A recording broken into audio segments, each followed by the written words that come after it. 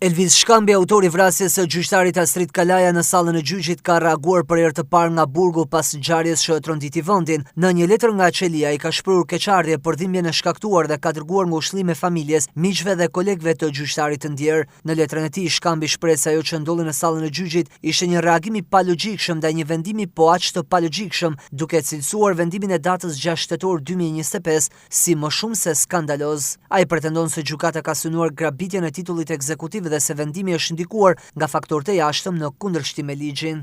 Të nderuar qytetarët e Republikës së Shqipërisë, një muaj më parë në 6 tetor, mbarvendi u trondit nga një incident i rëndë që ndodhi në gjykatën e apelit në Tiranë. Sipas këtij incidenti, një person me funksion gjyqtar në këtë gjykatë fatkeqësisht humbi jetën rrugës për në spital, ndërsa 2 të tjerë fatmirësisht shpëtuan me dëmtime të lehta. Gjatë kësaj periudhe unë nuk kam bërë ndonjë deklaratë publike dhe u kam kërkuar dhe familjarëve të mi të mos bëjnë një gjë të tillë, si dhe i kam sugjeruar mbrojtësit tim ligjor të tregohet sa më rezervuar lidhur me këtë ngjarje në daljet e tij në televizion, në respekt të dhimbjes së familjes së të ndjerit. Sot personalisht po i shpreh ngushëllimet më sinqerta familjes Kalaja, të afërmve, miqve dhe kolegëve për humbjen e njeriu të tyre të dashur. Ndjej keqardhje shumë të madhe për dhimbjen që u kam shkaktuar, sidomos në raport me 3 fëmijët e tij, për të cilët besoj ai ka qenë njeriu më i mirë dhe më i dashur në botë. Ndjej një keqardhje shumë të madhe për familjen time, të afërmit, miq, kolegë dhe ish-kolegët, të cilët me veprimet e kryera atë ditë fatkeqe i kanë tronditur, mërzitur padyshim dhe zhgënjur. Ajo që ndodhi atë ditë ishte një reagim i palogjikshëm kundër një vendimi po aq të palogjikshëm.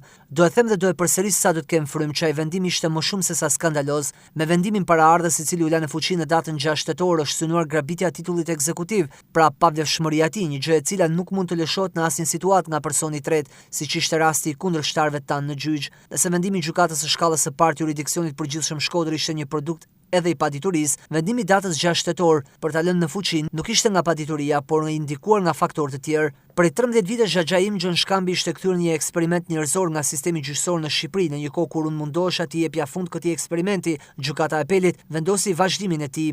Ai vendim gjykate bie haptazi ndesh me Kodin Civil të Republikës së Shqipërisë, Kodin e Procedurës Civile, vendimet unifikuese të kolegjeve të bashkuara të Gjykatës së Lartë dhe të Kolegjit Civil, vendimet të Gjykatës Evropiane për Drejtat e Njeriut dhe Kushtetutën e Republikës së Shqipërisë. Çdo jurist që ka një nivel optimal të integriteti moral e profesional mund t'ja konfirmojë një gjë të tillë.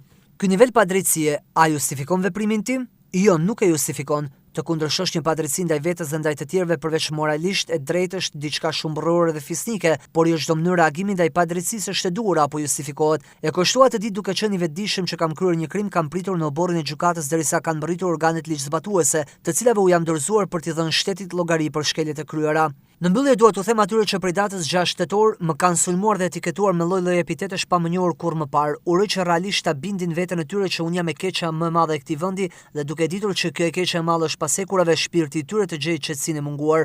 Punojësve gjykatës së apelit Tiranë u them që m'vjen keq, sidomos për atë që kam njohur nga afër, sepse kam parë trishtim në sytë të tyre, por shpresoj të më mbajnë mend për atë që isha para datës 6 tetor. Gjithashtu po u drejtohem sërish fëmijëve të ndjerit, paralelisht me urrëtitjen që kultivonin ndaj meje, kërkoni për të vërtetën. Ata që shtyn babain tuaj të marrë një vendim totalisht padrejt janë po aq fajtor sa unë, që ai nuk është sot me ju. Unë kam shumë për treguar dhe do të tregoj kur vi momenti. Unë dhe shteti shqiptar e njohim mirë njëri tjetrin dhe jam besim plot që do i japim llogari njëri tjetrit për dëmet dhe padrejtësi që i kemi bërë njëri tjetrit. Zoti bekov dhe i nderoj gjithë qytetarët e ndershëm të Shqipërisë, përfundon letrën e tij Shkambi.